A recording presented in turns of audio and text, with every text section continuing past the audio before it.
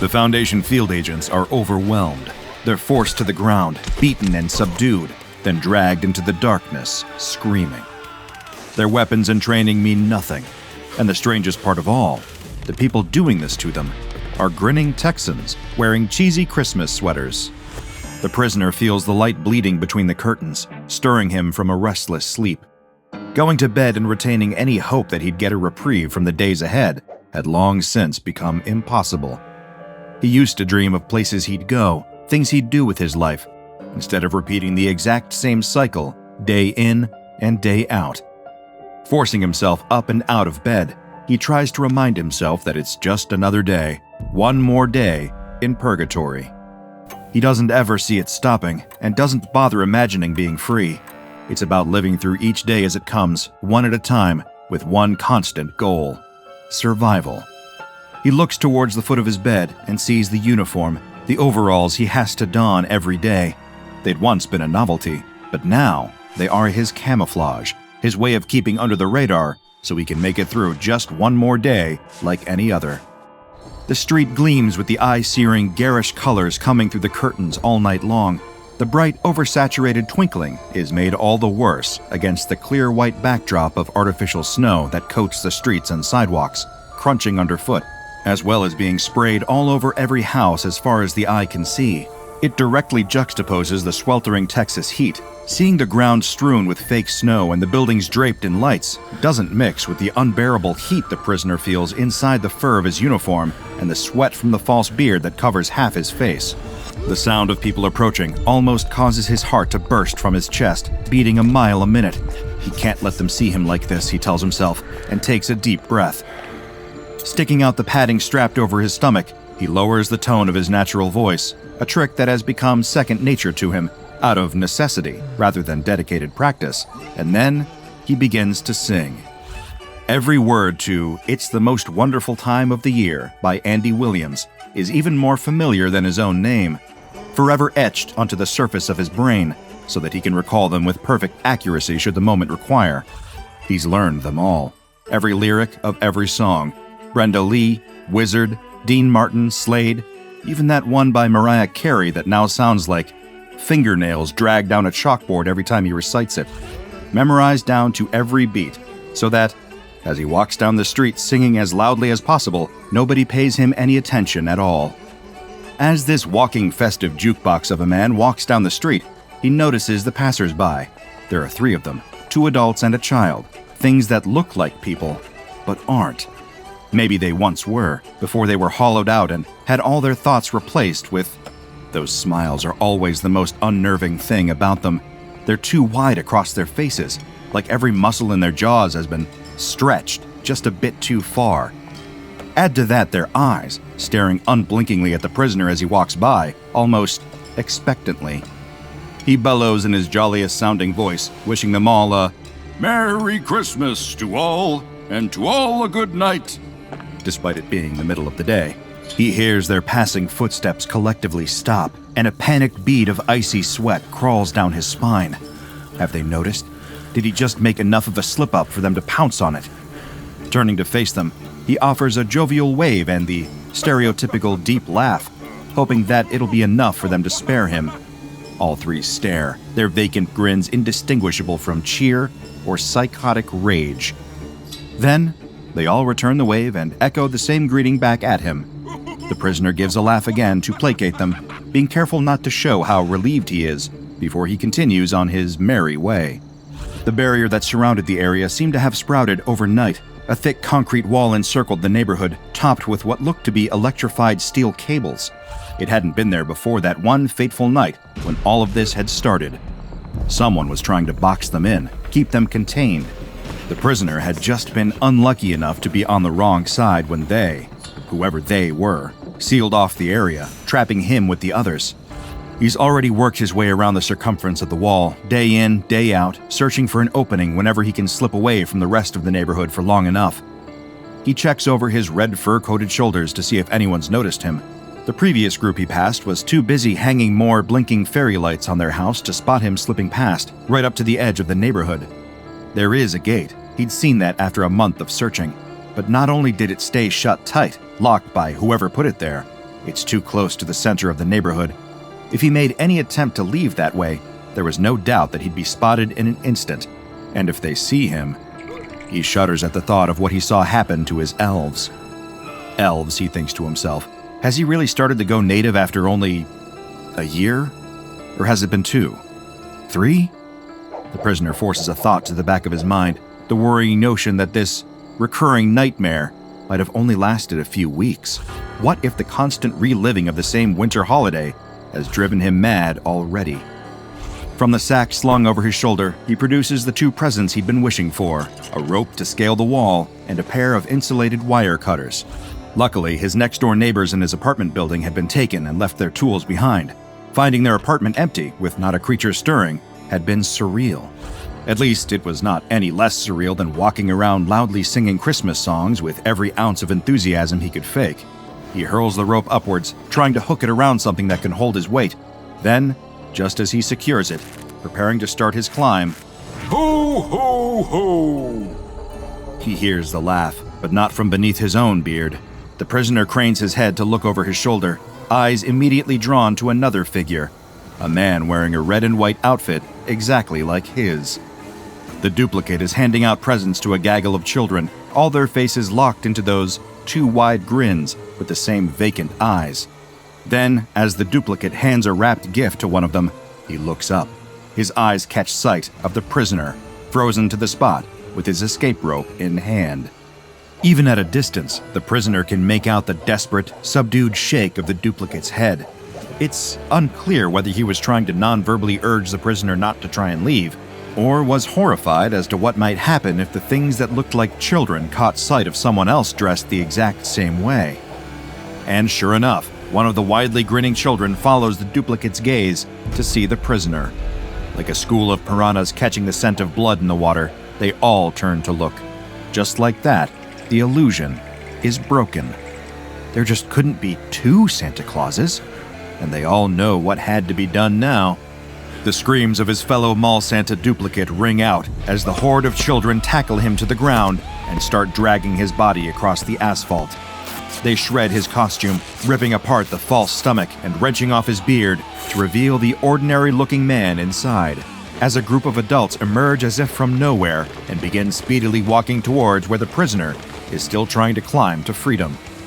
He fumbles with the rope, unable to grip it properly with the mittens he has over both hands, and the adults are getting closer, not one of them breaking a sweat in their hand-knitted, garish, festive sweaters as they run right for him. He can barely muster the upper body strength to lift himself more than a few off the ground, let alone scale the concrete wall in enough time. They're already swarming around him, dozens of hands belonging to these wild, smiling things, all clawing at his Santa suit, trying to drag him back down to earth. He fights them off, tries desperately swiping at some, while gripping the rope as best he can.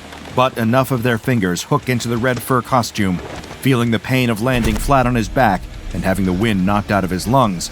All the prisoner sees is the huddle, wearing their bright sweaters and unsettling grins, their hands reaching down towards him. When he wakes up, he's tied down to a chair in a dark room, his eyes pried open to stop him from blinking. Then the images start, the songs, all the ones he knows the words to, in a bombardment of highly concentrated Christmas cheer. It's unbearable, excruciating, and it lasts for days. What emerged afterwards might have looked like the prisoner, without his Santa costume to keep him camouflaged anymore. Instead, he has on a horrible Christmas sweater, a wide grin, and a single tear falling from his eye. When the SCP Foundation installed fences around one of the neighborhoods within a small Texas township, turning the area into an isolated gated hamlet, there was never any indication that they might have just condemned a pair of innocent mall Santas to a terrible fate. Welcome to SCP-784, which at first seems to be nothing more than a safe slice of suburban living, made up of 24 houses and 2 apartment buildings. For outsiders looking in, to call it a neighborhood seems like a bit of a misnomer. It's more of a slaberhood. It's evident by the multicolored fairy lights that adorn these homes and hang overhead in the street between them that the local residents have something of an infatuation with a certain holiday. In fact, they're so dedicated to celebrating it that it's not just one day out of the year. It's every day of every year. And if that sounds like your idea of hell, then just wait until you meet the neighbors. Inhabiting the area designated as SCP-784 is a group of approximately 300 anomalous entities that very closely resemble adult human beings. That is, save for a few crucial differences. For one, while all of these residents appear to age at the same rate as normal people, not one has been observed actually dying. They seem to just keep going. They carry on living the same day, the same holiday, over and over again on a loop in perpetuity. While these residents, collectively called SCP-784-1, will continue getting older, there never seems to have been any instance of funeral bells ringing instead of jingle bells within their strange neighborhood. Stranger still about SCP-784 is that in addition to none of its residents dying, none of them are ever born either. But then, how do any of them exist? Despite there being evidence of child instances of SCP-784-1 clearly running around, there has not been a recorded birth in the area for as long as the Foundation has had it under observation. They simply are, existing in perpetuity with no discernible start or observable conclusion. There is one common trait among all instances of SCP-784-1, however, and that's their relentless and often highly aggressive sense of Christmas cheer. They will all wear their most egregious Christmas sweaters at all times, as well as join each other in singing Christmas carols, directing and performing in nativity plays, and drinking copious amounts of eggnog all year round. Not content with limiting their insistent celebration to just the 25th of December. While the sun is up, a typical day within SCP-784 sees the various residents exchanging gifts with each other or decorating their homes with the various affects of the winter festive season. The Foundation has often observed them having a particular affinity for fairy lights. After dark, however, their preparation for the next day of Christmas seems to step this decorating up a notch, becoming more akin to Christmas-themed vandalism. One Foundation convoy that had stopped overnight near SCP-784 learned this the hard way. As the nearby residents hurled eggs at the prefabricated buildings that were in transit to a Foundation site, they overhaul one of the Foundation's Humvees and transform the vehicle into a sleigh, as well as replace a shipment of fragmentation grenades with glass ornaments. The gas tanks of several Foundation vehicles were ruined beyond repair when the residents filled them with several liters of eggnog and rendered, or reindeered, these vehicles unusable. In addition, steel antlers were found welded onto the safety helmets intended to be issued to Foundation personnel. The unstoppable Christmas cheer of SCP-784-1 instances will become an act of intentional aggression if they detect any person or animal that they deem to not be displaying adequate levels of Christmas spirit. Should they see an animal that they do not feel has successfully embodied the holiday spirit, then this creature will become the immediate focus of all SCP-784-1 instances within a 4-meter radius. They will proceed to place a variety of holiday-themed accessories on said animal, which have been known to include collars with bells on, novelty reindeer antlers, and miniature Santa hats, as well as, on one occasion, a full-body reindeer costume designed to be worn by an animal. All things considered, when compared to how mandatory Christmas spirit is enforced on humans, the animals at least get off easier. When it comes to spotting people who aren't quite displaying the high level of Christmas cheer expected by the local residents, this can often lead to assaults and violent altercations. Any and all nearby SCP-784-1 instances will descend on their unaware victim and proceed to incapacitate them by any available means. Normally working as a group, not dissimilar from the way you might expect a zombie horde to function, the cheerful residents will abduct their target, normally forcibly directing them towards the nearest house in the area. Once their victim emerges, they will be dressed similarly to the locals, wearing an often hand-knitted Christmas sweater. From this point on, anything that once resembled their old self seems to have been replaced by the singular collective goal of the residents to celebrate Christmas every single day. Attempts to retrieve Foundation personnel from this fate all result in the affected individual resisting, as well as the action angering other instances of SCP-784-1. As for what the residents consider to be acceptable forms of something as intangible as Christmas cheer, there have been varying examples that indicate their definition of the concept is somewhat broad. In one encounter between SCP-784-1 and a member of SCP Foundation personnel, one Agent Paulson is patrolling the area when he wishes one of the residents a happy holidays. This causes around 8 of the anomalous entities to surround him, preventing Paulson from escaping and then dragging him into a nearby house. During another incident, Foundation Agent Matthews accidentally sings a verse of Silent Night incorrectly and is incapacitated by several of the local residents, who proceed to tie him up using a string of decorative fairy lights. Another agent, Agent Sanderson, attempts to intervene, only for the two men to both be overpowered by a large crowd of SCP-784-1 instances. The pair are then also dragged into one of the neighborhood homes, and the sound of Christmas carols is heard emanating from within for several days without stopping. After Agent Anderson accidentally collides with and destroys a lawn ornament, a garden gnome made to look like Santa Claus, 3 residents emerge and quickly restrain him. A 4th emerges, and Anderson is then force-fed eggnog through the use of a funnel until he passes out.